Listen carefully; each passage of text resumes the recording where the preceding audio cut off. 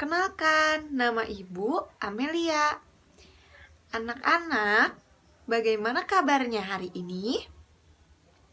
Semoga kita selalu diberikan kesehatan ya. Anak-anak, meskipun kita sekarang pembelajarannya melalui daring, pembelajaran online di rumah, tetapi kita harus tetap semangat ya. Anak-anak, kita biasakan terlebih dahulu yuk. Sebelum belajar dimulai, kita berdoa menurut agama dan kepercayaan masing-masing. Berdoa dipersilahkan. Bismillahirrahmanirrahim. Raditu billahi rabba wa bil islami dina wa bi muhammadin nabiyya wa rasulah. Rabbi zidni ilman warzuqni fahman. Alhamdulillah kita semua telah berdoa. Ibu akan menyampaikan tujuan pembelajaran terlebih dahulu ya. Tujuan pembelajaran kita hari ini diharapkan kalian mampu menjelaskan mengenai proses terjadinya bunyi dari sumber bunyi hingga ke indera pendengaran kita, yaitu telinga. Tapi sebelum itu, Ibu ingin kita bernyanyi terlebih dahulu agar kita semangat. Hai, kita bernyanyi.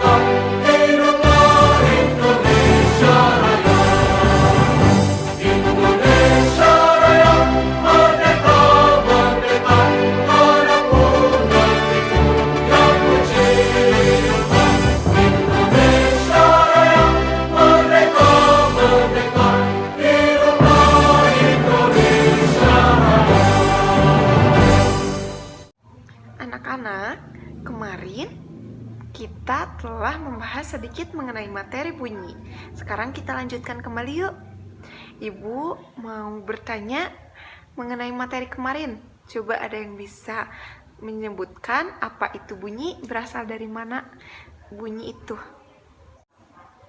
Iya, betul. Bunyi itu berasal dari benda yang menghasilkan suatu suara atau bunyi, itu dinamakan sumber bunyi. Nah, anak-anak, kita lanjut ke materi selanjutnya. Anak-anak, sekarang kita akan menonton video pembelajaran mengenai bunyi. Kita simak yuk. Apakah ini maksud dengan bunyi?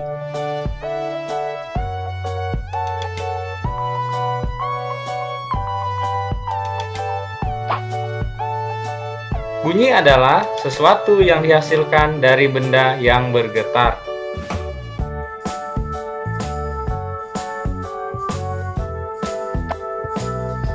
Selanjutnya, apakah yang dimaksud dengan sumber bunyi?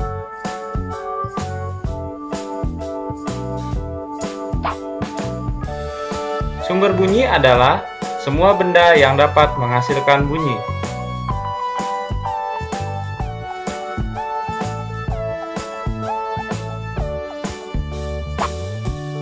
Lalu, apa saja contoh sumber bunyi?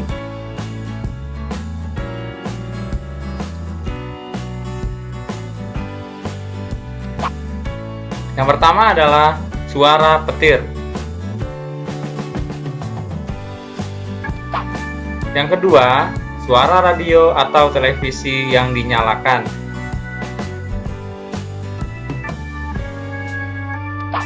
Yang ketiga, alat musik yang dimainkan.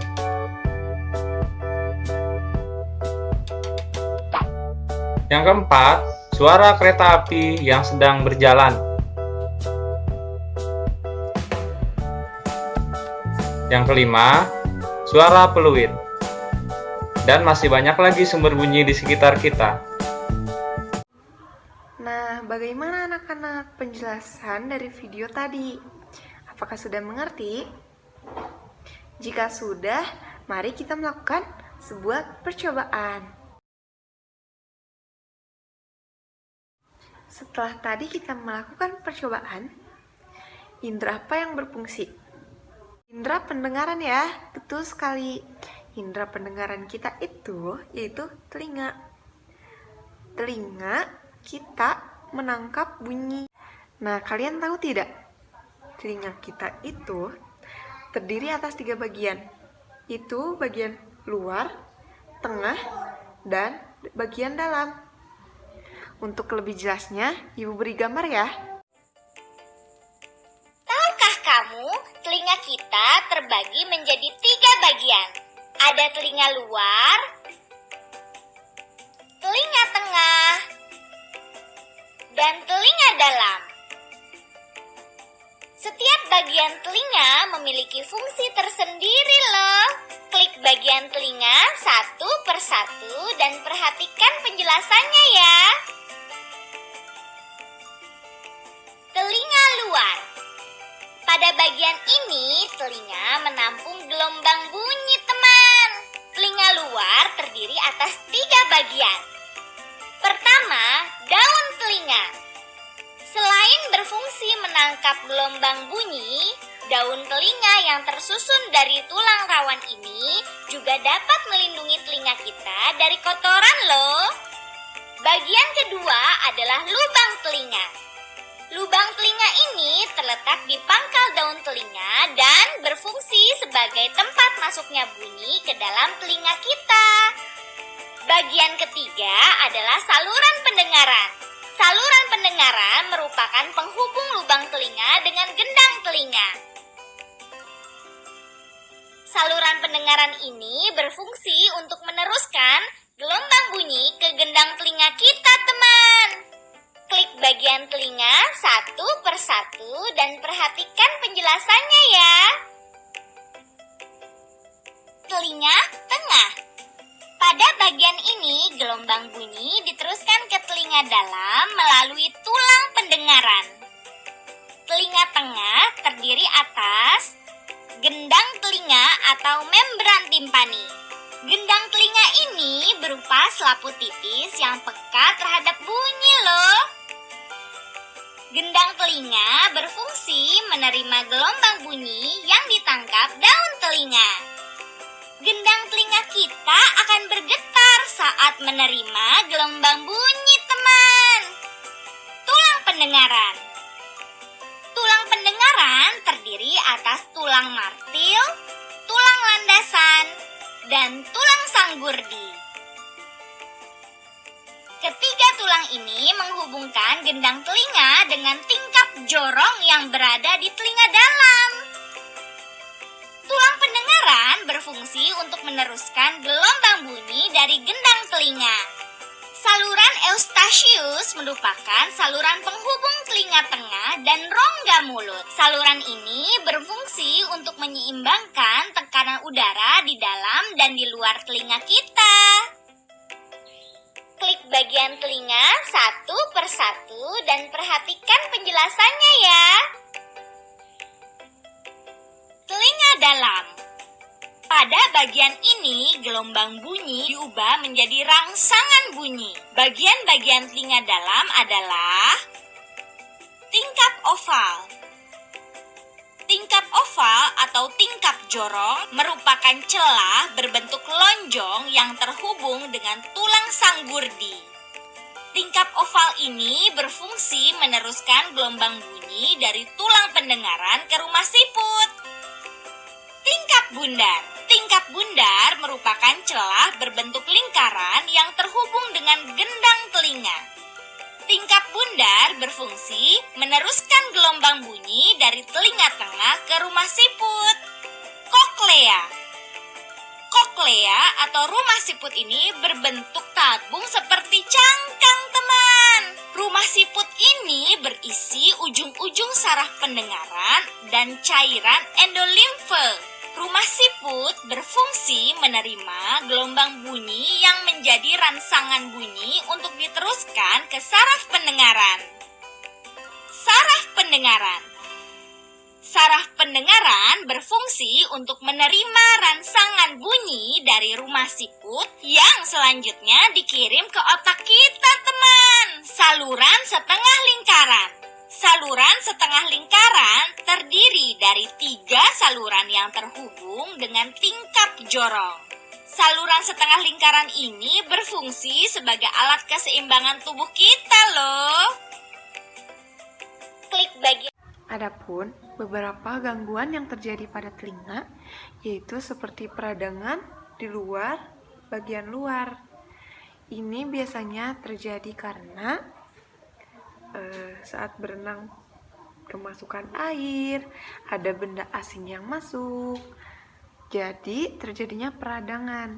Nah, jika telinga kita kemasukan benda asing, itu akan menyebabkan infeksi pada telinga dalam. Kemudian, bagaimana cara merawat telinga? Tentu, telinga kita harus dirawat agar pendengaran kita tidak terganggu. Cara merawatnya yaitu dengan membasuh telinga, kemudian tidak membersihkan telinga terlalu dalam menggunakan cotton bud, cukup di luarnya saja. Tentu, membersihkan telinga kita harus secara hati-hati. Nah, ada loh yang gendang telinganya pecah. Kalau sudah seperti itu, kita harus segera cepat ke dokter agar mendapatkan penanganan yang tepat. Seperti itu anak-anak. Nah, anak-anak bagaimana, sudah mengerti? Jika ada yang ingin ditanyakan, silahkan tulis komen di bawah ya. Anak-anak, pembelajaran kali ini kita cukupkan. Sebelum menutup pembelajaran, kita ucap Alhamdulillahirobbil alamin. Anak-anak tetap rajin belajar ya. Dan jangan lupakan 3M, yaitu mencuci tangan, menggunakan masker, dan menjaga jarak ketika ada di kerumunan ya. Dadah anak-anak, sampai bertemu lagi.